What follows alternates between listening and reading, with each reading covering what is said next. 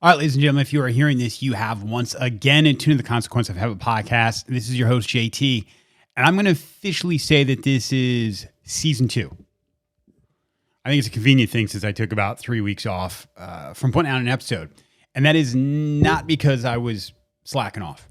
Well, maybe a little bit, but truth be told, I've been working my tail off on the nonprofit side. You know, I've been talking about this nonprofit for some time now I probably wouldn't have mentioned it so early on, but I had no idea how long this stuff takes. But I am proud to announce that we're officially up and running. We are now a 501c3. We are planning our first events, and we are revamping what the idea of consequence of habit. Well, I mean, not the idea. That's fake news. We are revamping the type of impact that we want to have. You know, this thing's morphed. This started off as a podcast. It started off as me just yapping on a mic about my own journey. And then it evolved. It became something bigger. It became a platform for others to come on and tell their story on how habits have impacted their mental health, their success, and the environment. There's this culmination of stories. This is a year and a half of people coming on here. And if we're not trying to synthesize that information and do something with it, do something more with it than these individual episodes, then we're missing the mark. So as this thing evolves, we are now holding events. We're going to do something more. We're going to try and take all this information, and we're going to try and build what my friend Chris Norris says: connection, purpose, and challenge. So I'm happy to announce that we're going to be holding our first event. We're going to have a speaker come in. We're going to have somebody come in. It could be me. I don't know. We're going to see how much money we have. And we're going to talk about the power of habit. We're going to talk about examining what we do on a daily basis and trying to decide if this is something that adds value to your life, or is it compromising the person you could be. And after a short talk, where hopefully we all kind of take a look in the mirror, we're going to do something bigger than us. We're going to give back. We're going to do some service work. You know, this concept of doing something that's going to be around longer than we are. Something good. The world can seem like it's falling apart. As I'm saying this, it's a shitstorm in Afghanistan. COVID is rearing its ugly head yet again. Politically, we're a mess. Environmentally, not good. So we're going to do something. We're going to start with something we can control, and that is ourselves, our own habits, our thought processes. And then we're going to give back. We're going to give back to the earth. We're going to give back to the community, to the I don't know. We're giving back to it all. And we're going to try and make a connection between that feeling of doing something bigger than us and an increased sense of self. We want to connect these actions with emotions. And it sounds out there, man, but there's something to it. And that leads me into this week's guests. Well, guests, plural. This week we are joined by Laura and Fred Johnson. Fred appeared on the radio show The Moth. Great show where people kind of go on. These are storytellers. And when I see storytellers, it is not fiction. This is, these people have lived these things. Fred talks about his experience with PTSD and what it was doing to his life. And he does it in such a great way. He uses humor. I mean, he's a funny dude. He's a great storyteller. I promise you, if you listen to this, 1, you're going to laugh, and 2, it is going to be thought-provoking. You will have a deep compassion for what our veterans have gone through and continue to go through. Now, I was super stoked to find out that Fred's wife, Laura, is a psychologist. She's a veteran. She's a head of behavioral health at Fort Knox. So to hear this thing from a couple different standpoints. One, you've got Fred himself, who has that lived experience. And then you have Fred's wife, who not only sees this through the eyes of a spouse, somebody who loves this person and is struggling to deal with the ramifications of PTSD. But also comes in with this professional and educational accolades that deals with this stuff every single day. I mean, not in her own household. So she has to toe these two lines. And I thought it was fascinating to kind of hear both their sides of it. And I'm super stoked that they both agreed to come on at the same time. I mean, this is personal stuff. So huge shout out to them. And full disclosure, Laura has now signed on as an advisor to the nonprofit. I walked away from this conversation so excited about both their vulnerability and their outlook on this, and then just seeing where she works and what she does, and I can just tell, man, she's perfect for what we're doing. She was gracious enough to say yes to this, and is now a big part of what we're doing and will continue to be in the future. So that's enough for me. Please welcome to the podcast, Fred and Laura Johnson.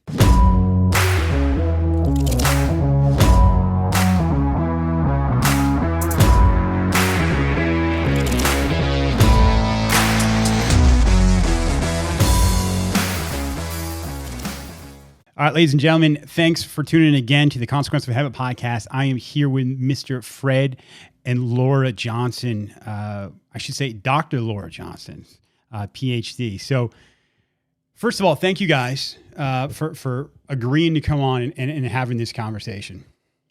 Yeah, thank you, JT, for having us as well. I appreciate it. Absolutely. Thank you very much. So I'm gonna tell you how I even came across you and your story, and actually both your stories.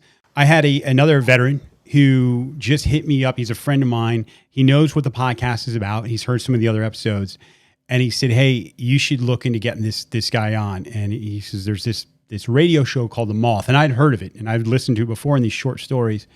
And he said, "Start it at minute 110," and I heard it, and it was probably 10 seconds from the time I finished that till I was searching your name up on LinkedIn and was happy to find you. If you could just walk us through, and I'm going to have a link to your talk. And if you could just give a brief synopsis on one, what you covered in that, and then two, how that segment even came to be in the first place. Yeah, well, the story began on September 12th, 2013, and it was just after the anniversary of 9/11, and that's kind of a difficult time for a lot of veterans. And I've been struggling through some things. I've been back from Afghanistan for about a year, then the Iraq tour. But I had been struggling with some things that happened. We can talk about it later in the show. But it had to do with my combat experience, and I lost a soldier, Sergeant Freeman Gardner, and I felt like I was responsible for it. So that had been weighing on me, and so I had decided, September 12th came. I missed September 11th because we had some work to do. I had several drinks, and I decided that I was going to drive my car into the Ohio River. I live here in Louisville. I was actually over in Indiana, and by the grace of God, I was stopped by a police officer who put me in jail. And I spent the night in jail. And the next morning, I called Laura, and before I could say anything, she says, "Either you're going to therapy now, or you'll never see me or your daughter again." Yeah. And so that was the beginning of my recovery, if you will, or my journey of becoming, facing my challenges. And then, in my opinion, I think I've done a good job of overcoming them. There's still things I have to work on, but that's kind of the synopsis of the story. And again, my wife's Dr. Laura Johnson's, I'll let her talk about her piece, but she's a psychologist, director of behavioral health at Fort Knox. So. But I don't know anything when it comes to my husband, right? Me telling him that I thought therapy would be a great idea prior to this was just poo-pooed. Right. Apparently we wasted all that money and all my years of, research. But you can't tell your spouse some things. I mean, and this is the interesting thing I find myself when I'm working with other patients. They'll end up there because I get a lot of patients that say, "Well, my wife said I had to come in." Right. But they don't believe they have to come in. They're fine, right? They're just checking the block. Yeah.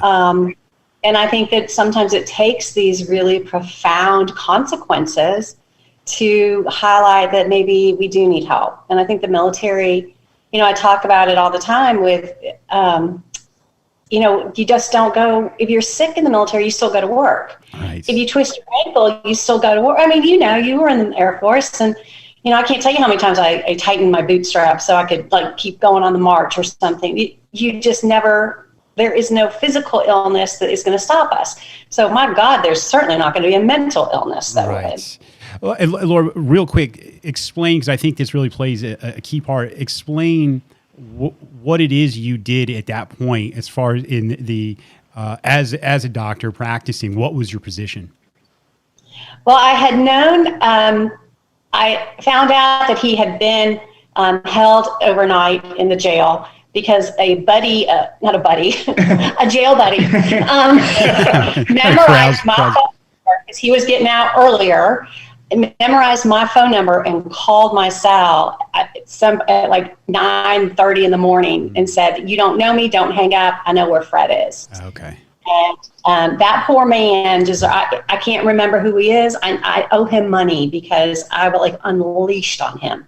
Yes. and he thought it was good practice for what his wife was going to say to him. But I was so angry, and because I thought I was angry and I was embarrassed. I'm a psychologist. I run mental health at Fort Knox, and my premier patient wasn't taking my advice. Yeah. So I was angry, and I was worried. I was terrified. And I was very embarrassed. So sure. All that, I got to sit with that until he got released, and he called me. And he said, "This is, I just dropped our daughter off at some kind of tutoring. I dropped her off at the university for tutoring, and I'm in the car, and I'm like, you're not talking. No, this is how this goes. You have lost your vote. I'm the voting member. This is how this goes. You're going to get help, or you're going to get a new address, and it's non-negotiable." Yeah, and I think I'm just not. I think I'm kind of a hardcore person, but I was terrified. You're shaking when you're saying these things. Sure. Now, really what stood out to me, well, there's a lot, but one of the first things, Fred, that stood out to me about your story was delivery, right? I mean, there's a message to come across here. And my own experience is a lot of times when talking about this, this has always been a defense mechanism for me. If I'm talking about something that's difficult, I add humor. And I've done it since I was a little kid. And I'm telling you, man, it lowers barriers, first of all. And your opening lines of that talk they were fantastic. Comedically, they were great, because I think everyone was, there's something about where people don't know how to react. They're laughing, and then you hit them with the message. And if there's a way to drive something home, man, you nailed it. So, I want to walk through, because I probably listened to it 3 or 4 times coming back from the airport today. And there was a couple things that you had said. First, let's get into, before I even get there, I'm getting ahead of myself. You get to that point in your life, and that you're at a crossroads, and what was considered a kind of a rock bottom moment will go on later to be a blessing, right? Like, this is the obstacle is the way. What was the journey after that? How did that start? And what was a time frame before you start seeing like, oh man, I've needed this for a while? Yeah. Well, once Laura kind of woke me up, and again, she had told me for a while, that I was, my anger, and that, there are things that were not right. And my daughter was very vocal. My daughter's a mental health professional as well. She's going to be a psychologist. So, they were very invested in me, but I just wasn't listening to it until I had this bottomed out moment, and like, not only was I ashamed of myself, I was ashamed for my family. Sure. I mean, I was a senior, I was a colonel in the United States Army. I got arrested for DUI. My career was in jeopardy, but more importantly, my family was in jeopardy. I felt like I was going to lose everything. So at that point, Laura really sat down and said, okay, this is the plan. This is what we need to do in order to, I had to see, I went and see a psychologist, then saw a psychiatrist about medication, because I had been like, I would never take medication. There was nothing wrong with me. You don't get sick serving your nation. And I just finally said, hey, I got to figure this out, because I don't have control. And so I went to the psychologist and then the psychiatrist. I started meds, but then I started a program through a social worker at the VA, and I have great admiration for the people at the VA, particularly this social worker, Cindy Raminger, who I went through prolonged exposure with. And with prolonged exposure, Laura can give you the actual details, but essentially what you do is you relive the episode that was traumatic, and then through that, the discovery learning, if you will, or the cognitive expression of what you felt at the time, you become more well. And Laura can explain the psychological aspects of it. But the bottom line, it was the hardest thing that I'd ever done, reliving the incident where I had given an order where a soldier got killed. Right. And that was kind of the impetus to my, to my problem. But the prolonged exposure helped. And I think that was the turning point. Well, first the medication kind of, stop the bleeding, and then the prolonged exposure and the continued therapy gave me the means to get better. And then that's when I started doing the storytelling. I started a program called Shakespeare with Veterans. I wrote a book. So I did a bunch of things for myself that they started to restore hope. And that's kind of what is where I'm at now as a middle school teacher in Louisville, Kentucky. You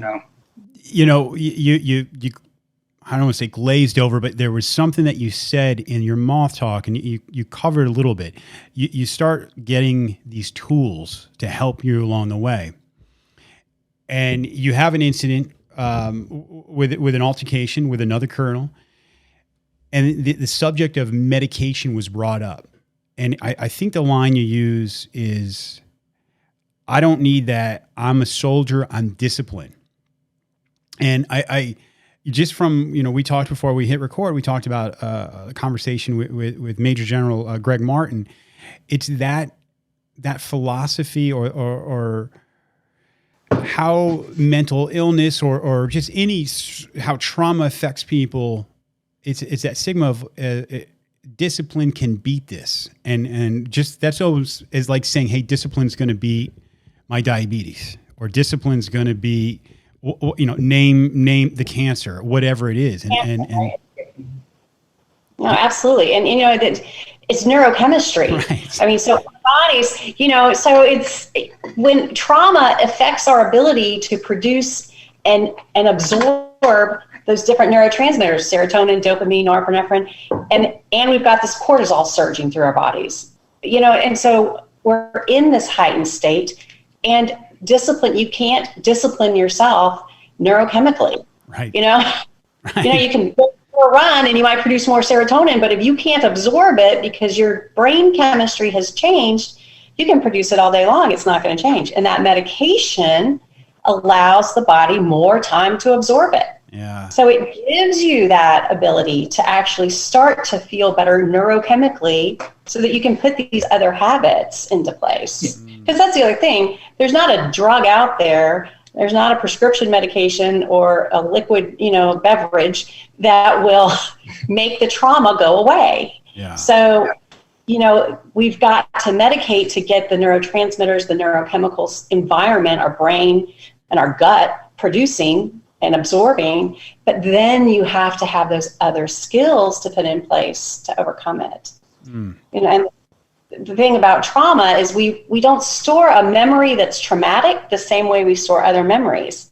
If you think about trauma as if you think about memories as like a photo album, not that anyone has those anymore, but like your Facebook wall. Sure, right.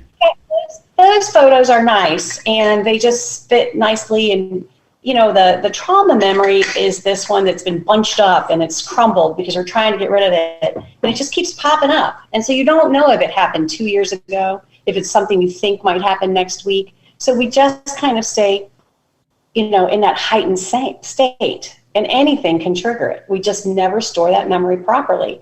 And that's where the prolonged exposure comes into place, because it takes the emotional connection out of it. It's that desensitization to the event. Where you can actually logically look at it. Is it almost like a stress inoculation of just going through this over and over so you don't have those same chemical reactions to it? I can see where we would have a lot of similarities there, right? Except after the fact, obviously. Mm-hmm. And the thing about trauma is we forget critical pieces. Yeah. Right. And so we're storing these memories, and a significant impact of trauma means we're not going to remember it all. Mm. And when you calm down, slow down, and you tell the story and you take that emotion out, you see things and remember things that are critical to the story and help explain why we behaved in this particular way and help explain it. And our body has one job, and it's to keep us alive. Mm-hmm. And So we respond in very different ways when we are under lethal threat. Yeah. And so like in what Laura just said, just reminded me of, that point whenever I was telling the story about how Freeman was killed. Again, I need to tell that story real quick, is that Freeman Gardner was a 27-year-old sergeant, communication specialist in a strike brigade. I was battalion commander, and we were doing a clearing mission in Baghdad, and the company commander came up and said, hey, I don't feel really good about this mission. I don't have enough intelligence. We need to, I need more time. And I said, hey, no, you got to roll.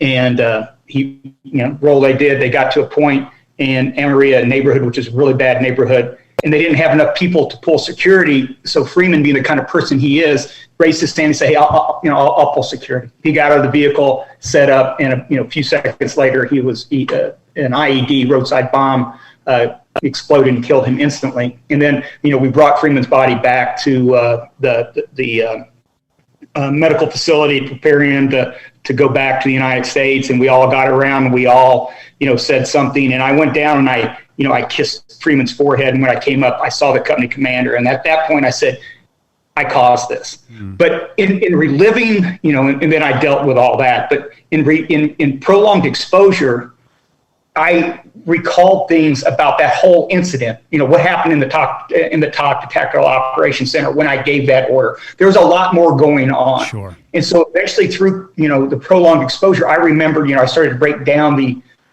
the whole sequence of events. Still felt bad about what happened, but there was really nothing I could do. And I finally came to the conclusion: bad things happen, to good people, and that's what happened to Freeman. And that I needed to forgive myself for it, because I'm not the first commander to have lost a soldier, and I certainly won't be the last. But sometimes bad things happen. But the prolonged exposure helped me break that down, and it was a game changer for me. What was it? The shame or the feeling of guilt that made you only remember the things that put you most responsible for it? Yeah. So the shame was that I felt responsible.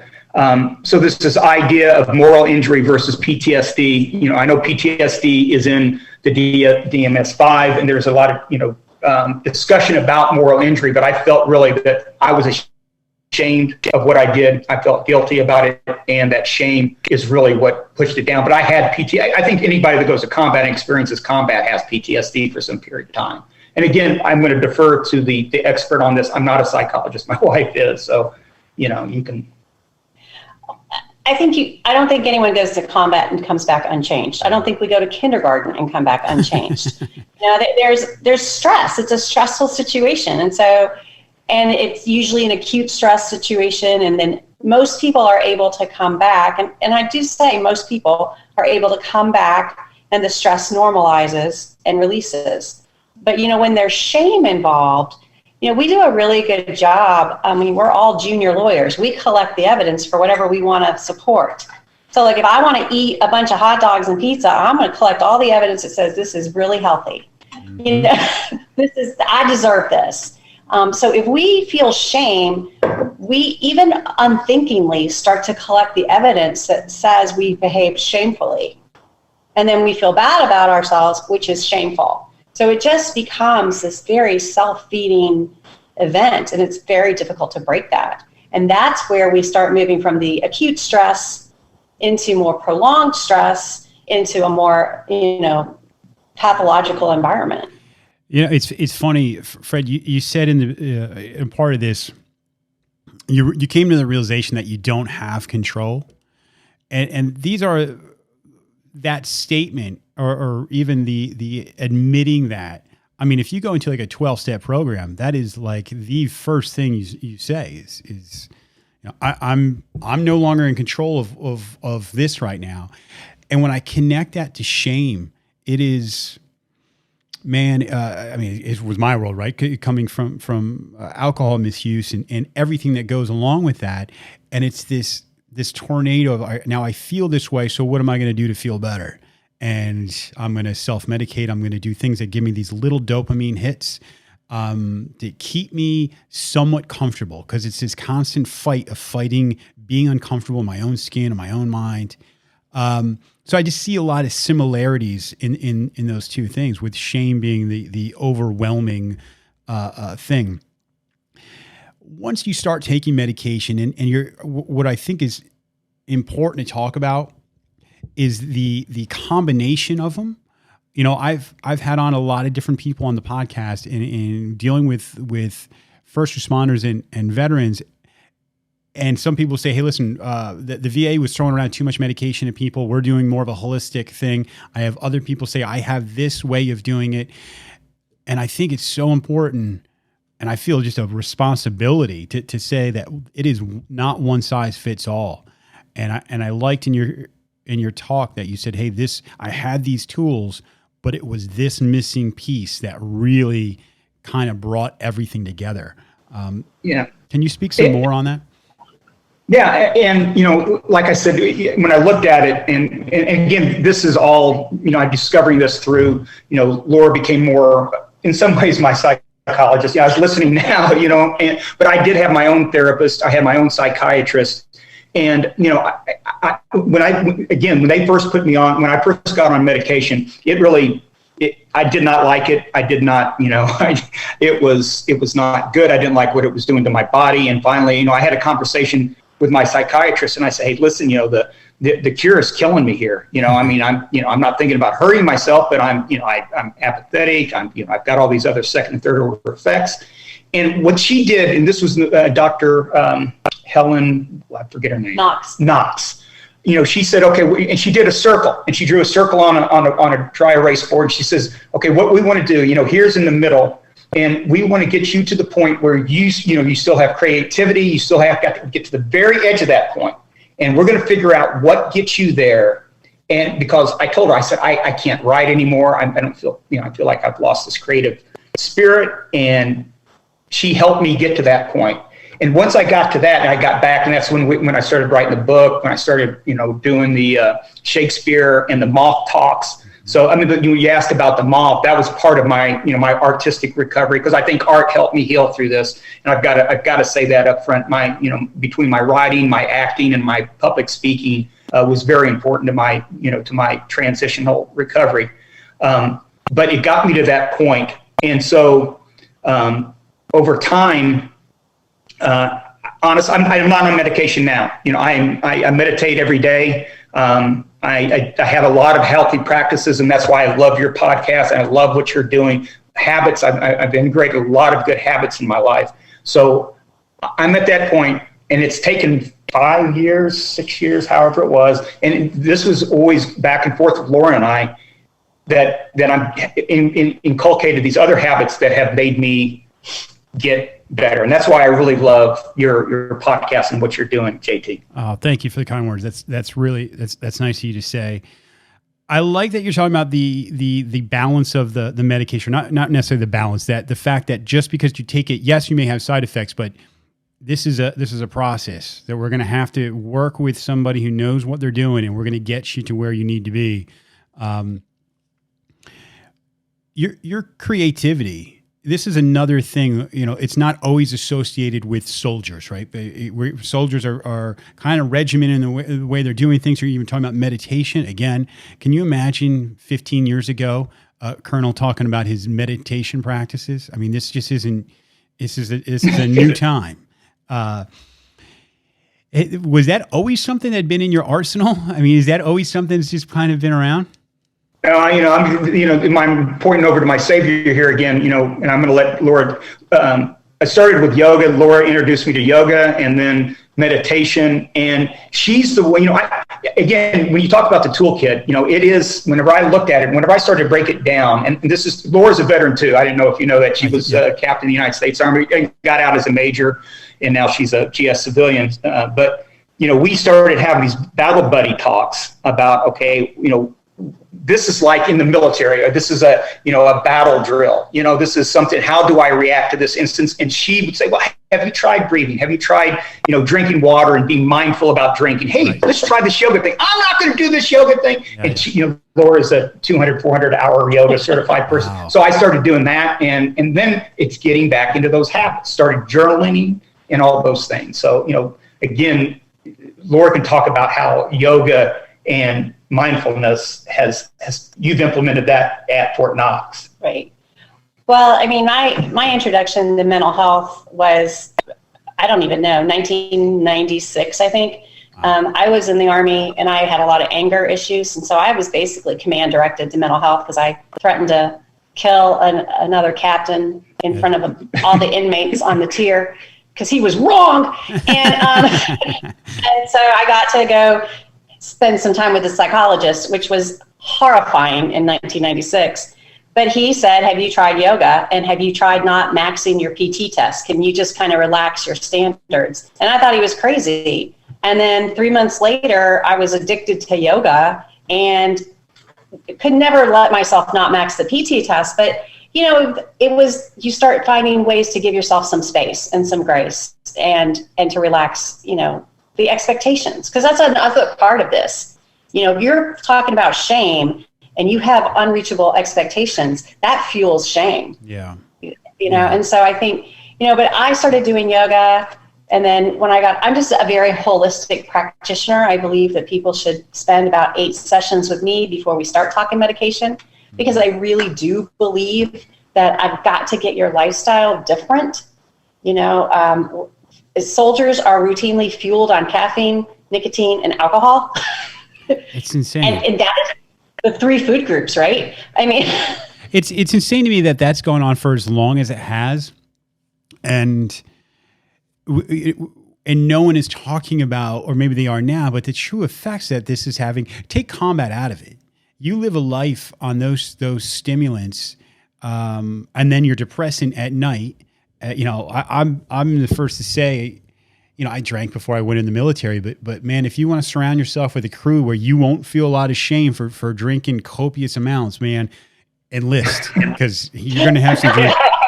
You're going to have some drinking buddies, and those coping mechanisms, whether it's celebrating, whether it's grieving, whether it's just you're hanging with your friends, when you get out and that identity of being in that group is gone, but you still continue those same coping mechanisms, man, that is not serving our soldiers, our airmen, our sailors. It's really it's unfortunate, and but I could go on for that for a while, but I like the fact of you can connect. I'm always trying to, and this has been my mission here, is connecting actions with emotions, whether you're conscious of those or not, right? So you're feeling shame. Well, what is it you're feeling shame from? Well, it's these actions.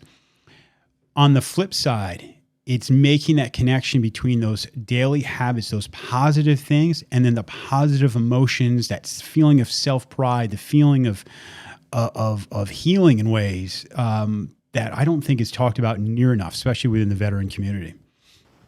Yeah. The one of the things I recognized, and Brene Brown has a saying that says, grace is when your mistakes serve a purpose instead of serving shame. And so, finding that purpose, and I know a lot of, I love Brene Brown. I think she's done amazing work about vulnerability, which was kind of the center of, why I wanted to tell this talk. Because telling that talk, I didn't realize that the problems it would eventually cause, it continued the shame, and embarrassment of my wife and my daughter. My daughter came home, Dad, I saw you on TV. I didn't know, I didn't even think about that, right? All I was thinking about, okay, I've got to get this story out because I don't want somebody to do what I did. I mean, that's the bottom line, is that, that story was about, trying to pay it forward. And so, and that became my purpose for a while, is figuring out, okay, how can I, help other folks? And it still is. I still get, people. I got somebody, emailed me today, read my book and said, hey, this has really helped me. Can we talk? And so, I sent an email back. So I still get, that's still a very important part of my life as well. It's service work. It's a form of service work where you feel that need. I think of it as, and I've said it before, and I'm not sure if it was on the one with General Martin, but it's a feeling of empathy when you start to distance yourself from that version of you that was so uncomfortable, was in so much pain. You want to help others, because you know what that suffering, not only do you know what that suffering is like, but you know that there's a world after this. To simplify it, and I've told this, I'm sorry if the amount of people have heard this before, but if someone told me they hurt their back before I had back surgery, I was like, yeah, whatever. You're gonna have to put up with it. I have a couple of back surgeries. Someone tells me they hurt their back. I want them to sit down. I'm gonna tell them all the techniques I use to help them. How, you mentioned yoga, but how did that even come to be where you said, I'm going to stand in front of people? Because this was almost like the Moth. I'm picturing almost like an open mic thing where you're kind of showing up and you're going to tell a story. Yeah. How did you come to that? How did you come to the idea that this is what I'm going to do? Well, that's a great. We have a program here in Louisville called the Moth Story Slam. So every Tuesday, it is an open mic where everybody puts their name in a hat. It's a theme. The theme of the one that I did that you heard was Now or Never. Come up with a story, a 5-minute story. It's got to be between 5 and 6 minutes long. Then you have people judge you. It's the whole. It's like Olympic, 10, 4, whatever. And so I started doing these because I'd met. I was at the time working with. I was a fundraiser for the Fund for the Arts. And I met this lady, Tara Anderson, who's actually a Jeopardy winner. But Cool. She was the NPR, and she was the host of the show. And she says, "Why don't you come on and talk?" Because I was doing some stuff with the arts, and I said, "I'll do it." And so I just started going on. And one night, I think I did about 7 or 8 of them, and I won. And that allowed me to go to the Story Slam, which was a competition for so you can get your story out, on public radio, which is what you heard. Yeah. But just telling the stories, and I just started telling stories, and I really enjoyed doing it. I loved, it's an important part of my life, because I think storytelling has been a significant part of my transition, helping with my transition and my recovery and all that as well. Sure.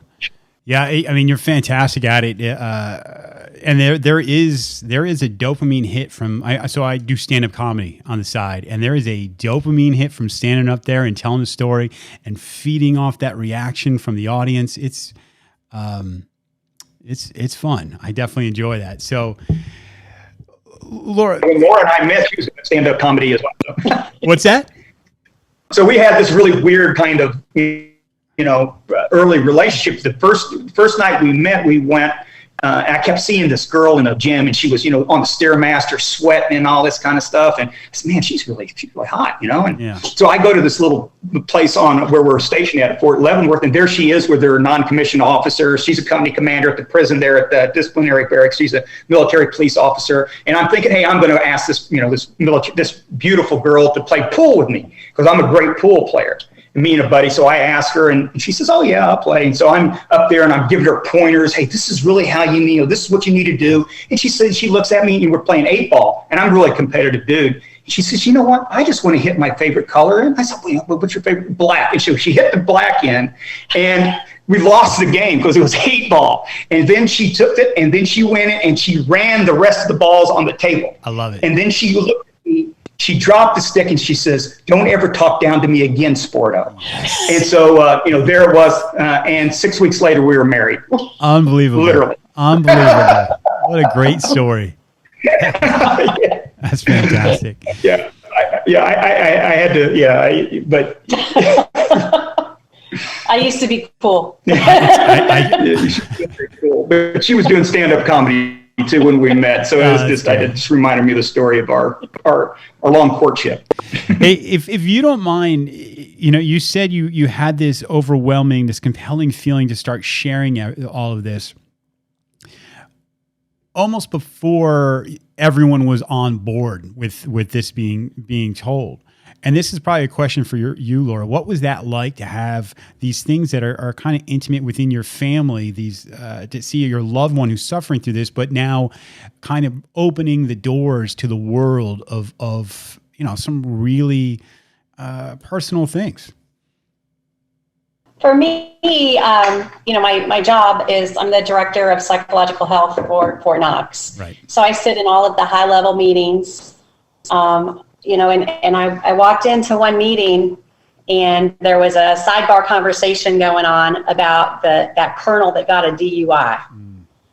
And it was a pretty negative story. It was pretty, people were being very unkind. Sure. And I said, hey, listen, don't stop talking because I'm here. Let's judge freely here. Yeah. Because I want to hear what you got to say. And maybe we ought to offer him some help. Maybe that's what we should do. Yeah.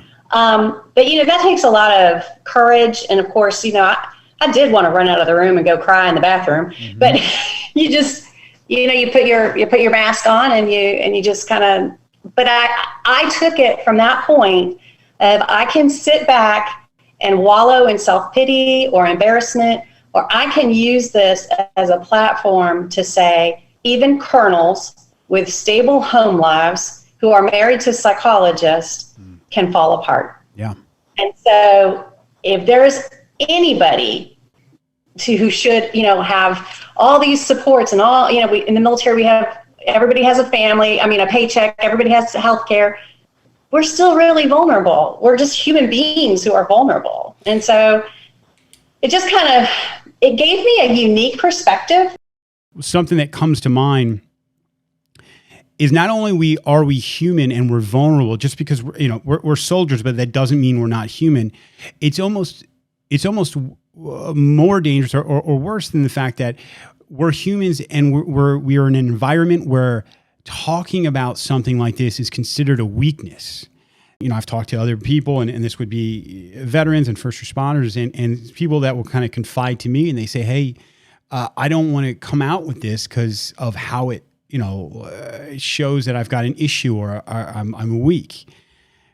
I said, no, the difference is weakness is continuing to do this same thing and not changing. Like, you owe it to yourself. You owe it to your loved ones. You owe it to your family members. You owe it to your career, to everything, to actually have the strength to make a change. It takes a lot of courage. It takes a lot of courage. And it's, there's this whole philosophy of most of us would rather avoid pain than seek pleasure, and so we're just going to not talk about it. We're going to stuff it down, and we're just going to ignore it because it's too much work and it's too scary to change or to address it. Coming from a spouse, I would imagine people have reached out to you, and one of the reasons I really wanted to have you on here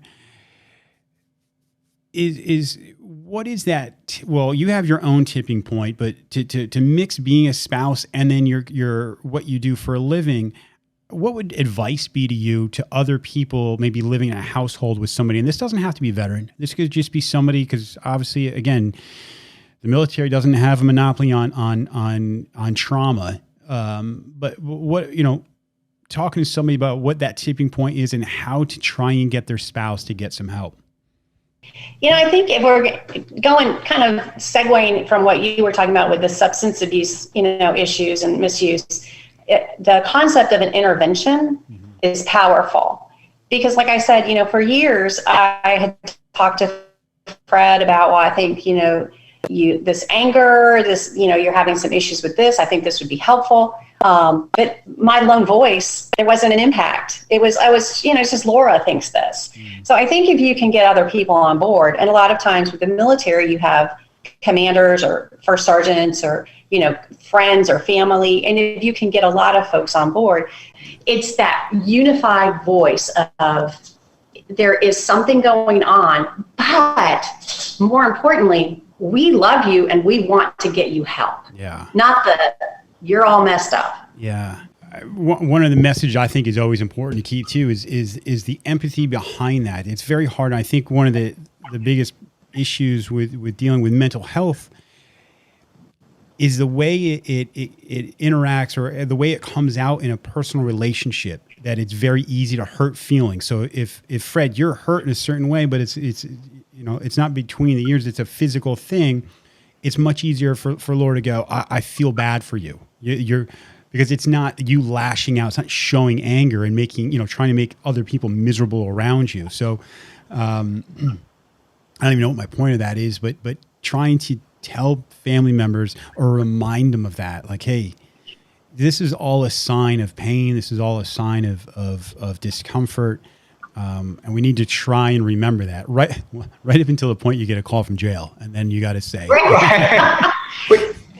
And I do think it's hard because even as a psychologist, I don't want to mislead anybody. I'm a real jerk. I was mean to Fred, and I was not feeling compassion or empathy when he called me from jail. I was mad. Sure. And, I said some pretty miserable things. And so I'm a trained psychologist and I can be really, So without that understanding that there's neurochemical stuff going on and that there was a brain change and, his gut probably wasn't producing enough serotonin either because there was a lot of alcohol flowing. So, just even with all that information, I was still a very wounded wife. Mm-hmm.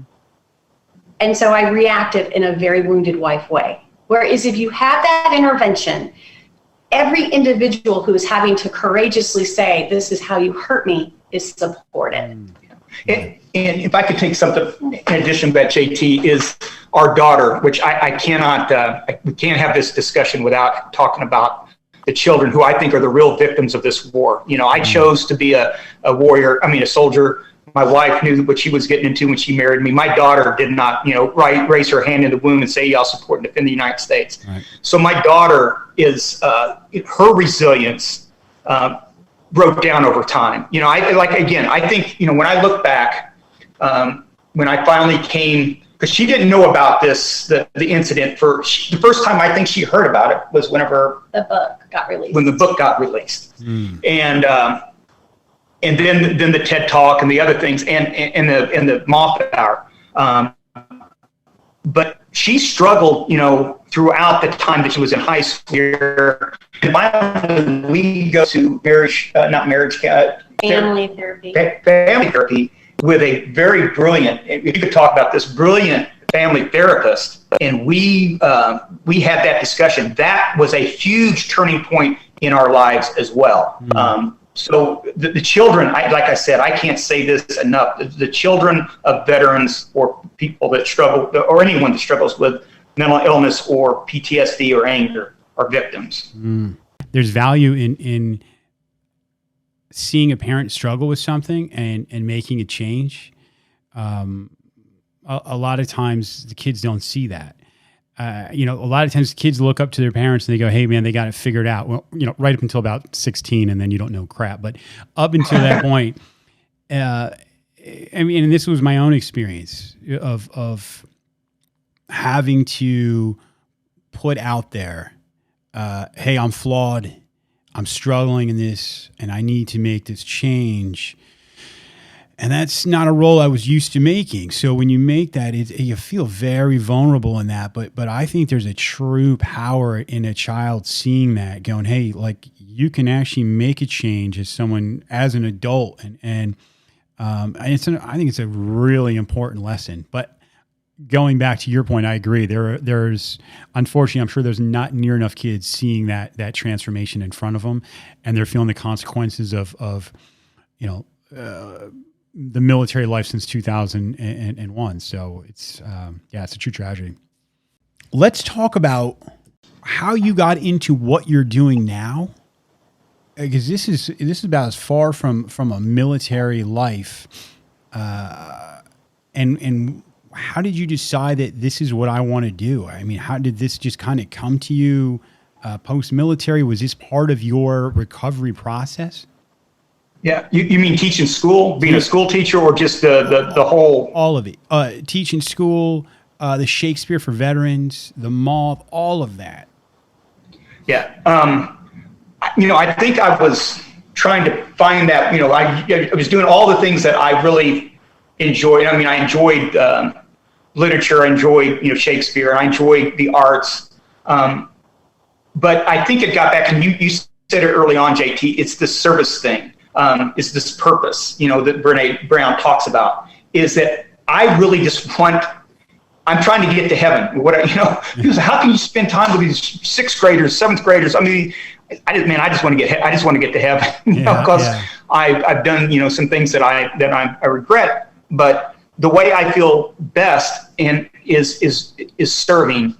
Again, I'm a volunteer for Restorative Justice, which is a program that helps kids in trouble. I'm a teacher, and it feels good to do good, and know better, do better, and that's kind of what I just try to seek these opportunities. Now I'm a volunteer mentor for Operation Socrates, which is a program that brings veterans into teaching. So now, because the problem when I came into teaching, man, that's a whole other story. I about had some triggers. I said, oh my God, this is not like combat. It's harder than combat, and these little minions running around. But just feeling like you're making a difference has, and I don't know what hormone or what that brings up in my brain, but it makes me feel good whenever I do good. And so I just keep trying to find, I'm looking for the good. I'm hunting for the good. What can I do good, And this meditation thing that I've really started, I'm on like 6 months. I've meditated at least 10 minutes a day now. And, my mantra is, be a positive presence in the universe. How can I be, bring on, because I was not positive for a long time, I've talked about it before. It's a strange thing that the idea of service work, how you're doing something for others, it is such a selfish thing because of how it makes you feel about yourself. I mean, it's like this win-win. I get it. We just hear what started as a podcast is now transformed into a nonprofit, and we're happy to say that we just finally got our 501c3 tax exemption status, and our idea is to do these events. So maybe everyone shows up at a state park and we talk about habits, we talk about meditation, we talk about mindfulness, and then we do service work. We clean, we do something that's bigger than ourselves.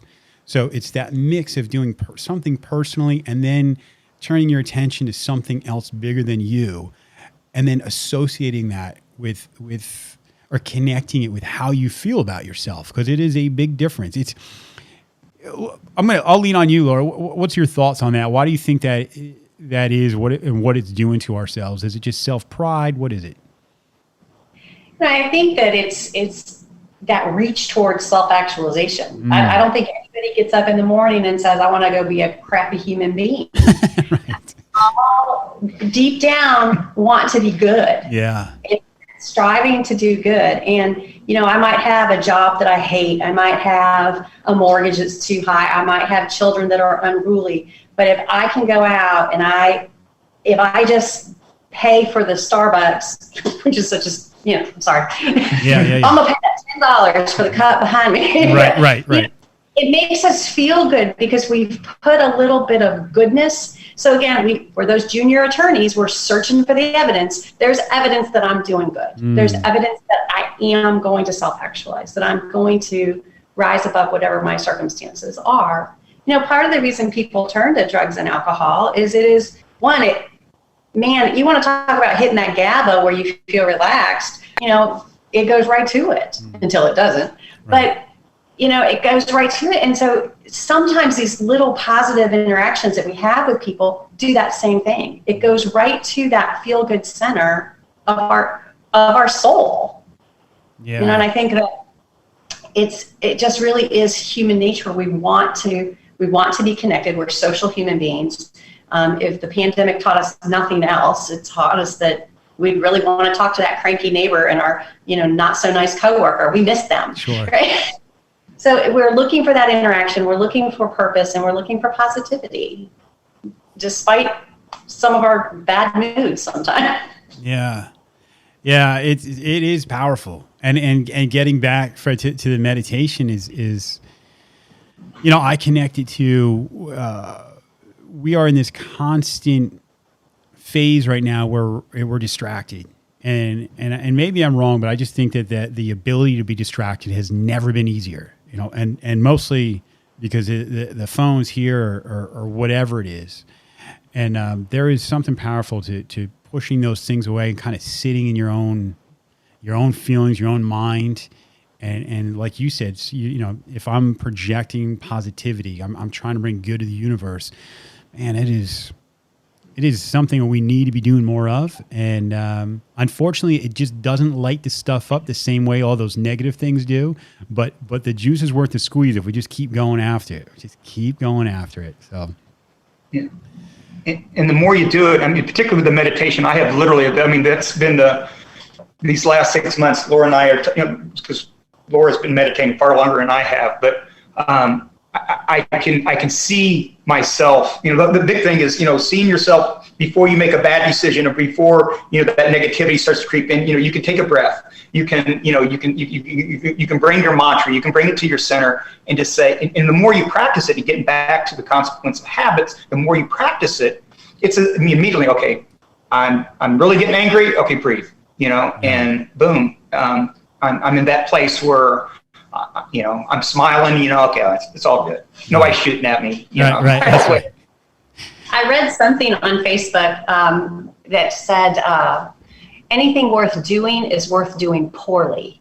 And I have really, that resonates so much with me because I've been meditating for years and I'm terrible at it, right? But it's that habit, that showing up and meditating poorly. It's okay. Yeah. I did it. It's brushing your teeth poorly is way better than not brushing your teeth, Right. Yeah.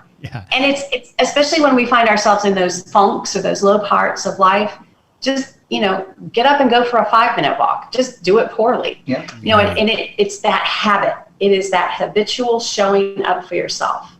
Consistency, just doing it and man, no one should be more invested in doing something than yourself. It's crazy. Have you guys tried any of the breath work before? Any like the Wim Hof kind of thing? It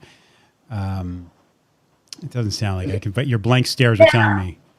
Oh no, we could just be frozen. Yeah, it's true. Just the breath work I've done is with like the yoga breathing, the breath of fire, that sort of thing. Yeah. I'm a simple girl. I breathe in, I breathe out. Right. Yeah. I mean, I do the box breathing. I don't know. I'm not familiar with what you're. So I mean, I do experiment with it. Yeah. But yeah. Yeah. All right. Well, maybe when we're off, I had another veteran on, and he's a Navy guy, and they were working. He now owns a company called Stasis, but these were all SEALs, and one of them was training for an Ironman or something, and there's a breathing technique. And he started doing this breathing technique. He found, oh my God, it's doing amazing things for my stress. And has now just taken it into now it's getting out of the Navy and starting a company. And I mean, it's not too far off from just following your breath. It's got some, every time I explain it, I feel like people kind of check out because it gets a little funky at points, but right. I'll send it to you. I'm not even going to tell you about it. But listen, guys, I don't know if there's something else you want to cover. I've already taken an hour of your time here, and this has just been an awesome conversation. And these are the types of conversations I wish we were having more of. Okay. Is there anything? I just the thing I always, therapy. The word therapy. The term psychologist is terrifying. Mm-hmm. It's scary. It's intimidating. And so I usually tell people, think of me like I'm your coach, or even my better analogy is I'm the Sherpa. I've been up that mountain a lot of times. I can carry the rock this time. And then I always charge my folks, because I have a lot of senior military officers that are my patients. I charge them. I said, now you go be a Sherpa for someone else. But the mountain you're going to bring them up is coming to us, coming to get therapy, to get that help. So I think I would like to destigmatize the concept of therapy, because it really is teaching habits, teaching that you have control of your life, that every moment of your day you make a decision. Awesome.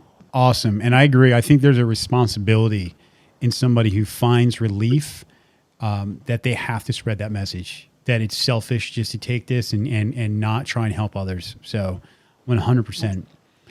Guys, thank you so much for taking some time out of your day. And I'm going to edit all these little glitches out of here. This is going to be smooth as butter when we're all said and done. And this, if you ever have anything you want to come back on and discuss, consider this a platform that's always open to you guys. Thank you very much. Okay. Thank you very much. It was an honor. I appreciate it. Thanks, JT. Appreciate it, man. All right, everybody. That's it from me. Thanks to Fred and Laura Johnson for coming on, telling their story. I appreciate you guys giving us a listen, and I hope you guys all have an awesome week.